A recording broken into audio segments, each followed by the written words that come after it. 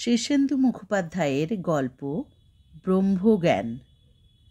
উদ্ধব বাবাজি সকালবেলা উঠে প্রাতকৃত্যাদি জপ তপ এবং চা আর বিস্কুট দিয়ে পারণ করার পর দুহাতের আঙুলে লম্বা কাঁচা পাকা দাড়ি আঁচড়াতে আঁচড়াতে বললেন, ওরে নেতাই, আমার যে ডাক এসেছে রে। নেতাই উঠোনের উত্তর কোণে তার সাদা গরুটার দুধ দোয়াচ্ছিল। কথাটা শুনে শশব ব্যস্তে বালতি হাতে উঠে পড়ে ভারী দুশ্চিন্তার গলায় বলল, সে কি বাবাজি, আপনি এত তাড়াতাড়ি পরলোকে পাড়ি দিলে আমাদের মতো পাপি তাপির হবেটা কি? উদ্ধব বাবাজি একটু গরম হয়ে বললেন,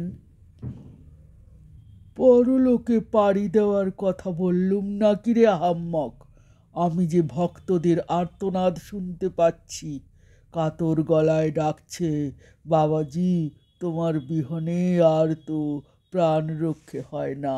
গাছে মর্তমান গলার কাঁদি ঝুলছে, আম পেকেছে, জাম পেকেছে, কাঁঠালও পাকলো বলে তোমাকে ভোগ না দিলে আমরা সেসব মুখে তুলতে পারছি না বাবা। তা কি করি বলো? ভক্তদের আকুল ডাক তো ফেলতে পারি না। আগে ডাকটা আসছে কোত্থেকে বাবাজি? কাল ধ্যানে বসেই দেখতে পেলাম ডাকটা আসছে ডাল খোলা থেকে। কালকের দিনটা যাত্রার পক্ষে শুভ নয়, তবে পরশু সকালেই রওনা হয়ে পড়ব। তাই ভাবছি যাওয়ার আগে তোকে ব্রহ্মজ্ঞানটা দিয়ে যাই। নেতাইয়ের চোখ কপালে।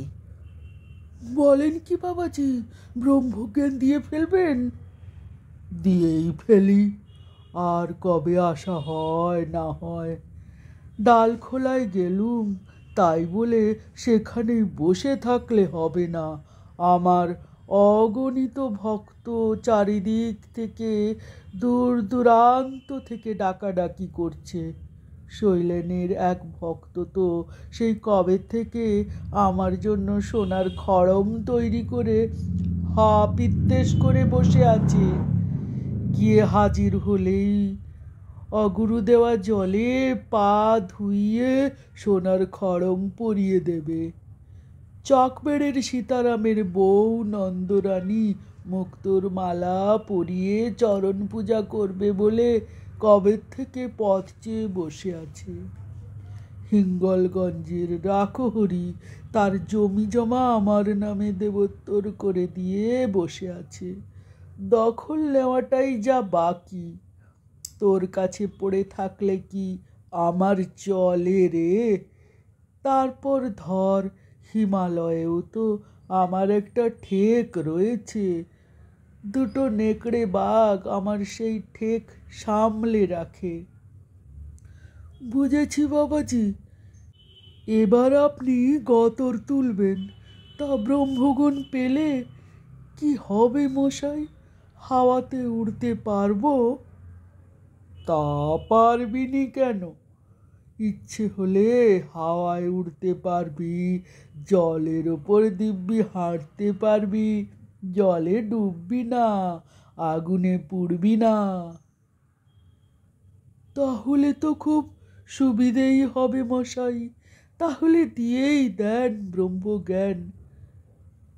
তাই তো বলছি, তবে অত বড় জিনিস, তার খরচাপাতি আছে। 5 সের চাল, 5 সের ডাল, আস্ত মাছ, 500 ঘি আর 5টা মোহর। নেতাই হাঁ হয়ে গেল, মুখে বাক্যি সরল না। কিছুক্ষণ পর বলল, বাপরে, তাহলে ব্রহ্মজ্ঞানের দরকার নেই বাবাজি? উদ্ধব বাবাজি গম্ভীর হয়ে বললেন, যে জিনিস পাচ্ছিস তার দাম যে হিসেবের বাইরে রে। ব্রহ্মজ্ঞানী হলে যে হাত ঝাড়লেই পর্বত। তখন কত খাবি আর কত বিলোবি। তা না হয় তোর খাতিরে একটু কম সম করেই ধরছি। অনেক দর কষাকষির পর যা রফা দাঁড়ালো তাতে উদ্ধব বাবাজির মুখখানা তোম্বা হয়ে রইল। 2 চাল, 2 ডাল, 1 পো ঘি আর মোহরের বদলে নিতাইয়ের বউয়ের একখানা ফঙ্গবেনে নথ। ব্রহ্মজ্ঞান যে এত সস্তা নয় তা বিস্তর বুঝিয়েও কিছু লাভ হলো না। পরদিন সকালেই বাবাজি ব্রহ্মজ্ঞানটা দিলেন। নিতাই চান করে একখানা শুদ্ধ বস্ত্র পরে হাঁটু গেড়ে দাওয়ার কাজ ঘেঁষে উঠানে বসা বাবাজি দাওয়ার পরে একখানা কুটকুটে কম্বলের আসনে বসে খানিকক্ষণ চোখ বুজে সমাধিস্থ হলেন।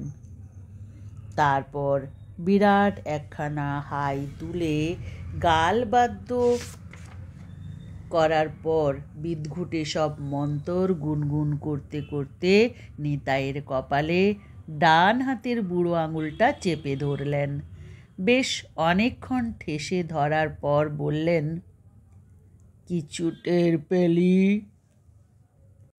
নিতাই আমতা আমতা করে বলল, আগে তেমন কিছু নয়, একটু যেন গরম লাগছিল। বলে খুব গম্ভীর মুখ করে কিছুক্ষণ আনমনে চেয়ে থেকে বললেন, তোর ভিতরে তো গলা অবধি চকচক করছে, ওর মধ্যে কি আর ব্রহ্মজ্ঞান সেঁধোতে চায়? ক্রিয়া হতে সময় লাগবে। পাপের চাপে ব্রহ্মজ্ঞানটা গুটলি পাকিয়ে ভিতরে বসে আছে।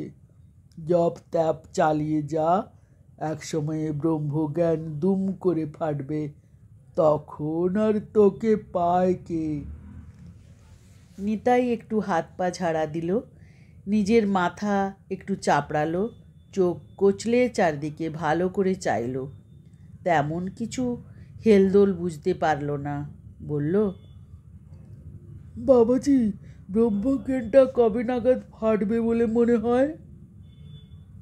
ওর কি আর ঠিক আছে? কালও ফাটতে পারে, আবার 2-4 মাস পরেও ফাটতে পারে, 2-4 বছরও লেগে যেতে পারে। তবে ও হলো মোক্ষম জিনিস। একবার যখন ছুঁচ হয়ে ঢুকেছে তখন ফাল হয়ে বেরোবেই। দ্বিপ্রহরে আহারাদি ও বিশ্রামের পর উদ্ধব বাবাজি ডালখোলা রওনা হয়ে গেলেন। নিতাইয়ের বউ সরস্বতী বলল, ব্রহ্মজ্ঞান না ছাই, তোমাকে তো সেই চোরের মতোই দেখাচ্ছে।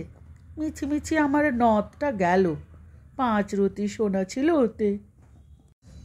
নিতাইয়েরও মনটা একটু কিন্তু কিন্তু করছিল।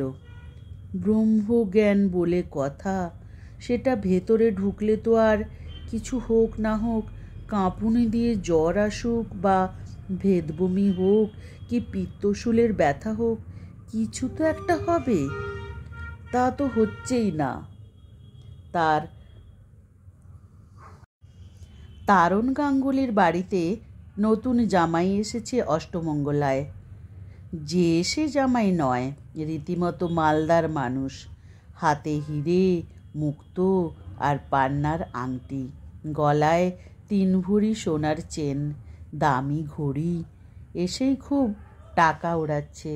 3 শালিকে 3খানা বেনারসি, শাশুড়িকে গরদ, শ্বশুরকে মুগার পাঞ্জাবি আর কাচি ধুতি, শালাকে প্যান্ট আর শার্ট। সবাই ধন্যি ধন্যি করছে। নিতাই জামাইটিকে দেগে রেখেছিল। গতকালই হয়ে যেত, শুধু ওই ব্রহ্মজ্ঞানের ফেরে পড়ে হয়নি। নতুন বরবউয়ের ঘরে নিশুদ রাতে গিয়ে সুবিধে নেই। তার বকবকম অনেক রাত অবধি চলে। তাই নিতাই রাত 2টো অবধি মরার মতো ঘুমোলো। তারপর যন্ত্রপাতির থলিটা নিয়ে বিষয়কর্মে বেরিয়ে পড়ল। তাদের সমাজে নিতাইয়ের তেমন নাম ডাক নেই। লোকে আড়ালে বলে, নিতাই এখনো দুধের শিশু, আর ভাঙেনি। কথাটা মিথ্যেও নয়। বড় গোছের দাঁও সে আজ অবধি মারতে পারেনি, তবে কোনো রকমে খাওয়া পড়াটা চালিয়ে নেয় আর কি। সমস্যা হলো নতুন বরবউ তো ঘুমোবে দেরিতে, কিন্তু গাঙ্গুলি খুড়োর আবার ব্রাহ্ম মুহূর্তে শয্যাত্যাগের অভ্যেস। কাজেই একেবারে ঘড়ি ধরে মাঝখানের সময়ের ফাঁকটুকুতে কাজ হাসিল করতে হবে। তারণ গাঙ্গুলির বাড়িখানা দিব্যি, উঁচু দেওয়াল দিয়ে ঘেরা, মাঝখানে বড় উঠোন, তার চারিদিকে 4টে দালান, বাগান টাগান আছে। আজ শেষ রাতে একটু কুয়াশাও পড়েছে, জমাটি শীত। গাছ বেয়ে দেওয়াল টপকে নিতাই বাড়ির হাতায় ঢুকে পড়ল। থলিখানা ঝোপের আড়ালে নামিয়ে শিক কাটার যন্ত্র আর প্লায়ার নিয়ে গুটি গুটি এগোতে লাগলো। বাড়ির হাল হদিস তার মুখস্থ। বরাতের দুর্গতি লেখা না থাকলে আজ কপাল খোলার কথা। মেয়ে জামাইয়ের ঘরের পিছন দিকটায় পৌঁছে সব জানালার পাল্লার খিলে হাত বাড়িয়েছে, আর ঠিক সেই সময়ে কি আশ্চর্য, পাল্লা সরাত করে খুলে গেল। থতমত খেয়ে 2 পা পিছিয়ে এলো নিতাই। লক্ষণ তো ভালো ঠেকছে না। কেউ দেখে ফেললো নাকি তাকে? সটকাবার উদ্যোগ নিয়েও নিতাই একটু থমকালো। দেখতে পেলে গেরস্ত চেঁচায়, লোক ডাকে, তেমনটা তো হচ্ছে না। নিতাই আরও 4 পা পিছিয়ে দাঁড়ালো। আচমকাই জানালা দিয়ে একটা হাত বেরিয়ে এসে একটা অ্যাটাচি কেশ গোছের কিছু বাইরে ছুঁড়ে দিল, আর বাক্সটা সিটকে এসে পড়বি তো পড় নিতাইয়ের একেবারে পায়ের গোড়ায়।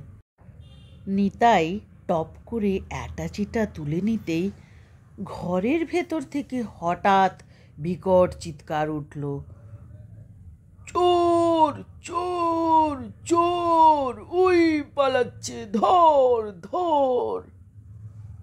তারপরই ভিতরে ধূপধাপ শব্দ আর বাড়ির লোকজনের চিৎকার।